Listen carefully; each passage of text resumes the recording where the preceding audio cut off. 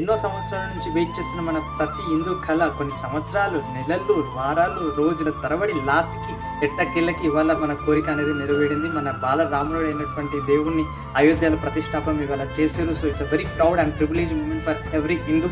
So Ramayanam రచించి ఇన్ని సంవత్సరాలు అయినా కూడా రాముడు ఇంకా మన గుండెల్లో నిలిచిపోయినట్టే. That is because of his two legendary qualities. ఆ టూ లెజెండరీ క్వాలిటీస్ అంటే ఇవాళ నేను ఈ వీడియోలో షార్ట్ వీడియోలో నేను మీతో చెప్తాను. ఆ టూ క్వాలిటీస్ కనుక మన లైఫ్లో తీసుకొని వస్తే జై శ్రీరామ్ అయిపోతుంది మన లైఫ్ కూడా. అంత ద ఫస్ట్ క్వాలిటీ వచ్చేసి సర్వభూతేషు కోహిత. సర్వభూతేషు కోహిత అంటే లైక్ మీకు ఎగ్జాంపుల్ చెప్తాను. రామాయణంలో దశరథ మహర్షి రాముడు వాళ్ళ ఫాదర్ అడుగుతున్నారు, ఇప్పుడు వనవాసానికి వెళ్ళాలి రామా అని చెప్పినప్పుడు డాడీ నేను వెళ్ళను, ఆడ నాకు ఏసీ ఉండదు, బండి ఉండదు, మా దోస్తుగాళ్ళు ఉండరు, ఇవన్నీ అతను మనలేక వార్తని కంఫర్ట్ని చూసుకొని అతని లైఫ్ని అతని డిస్లైక్ని ఎక్స్ప్రెస్ చేయలేదు.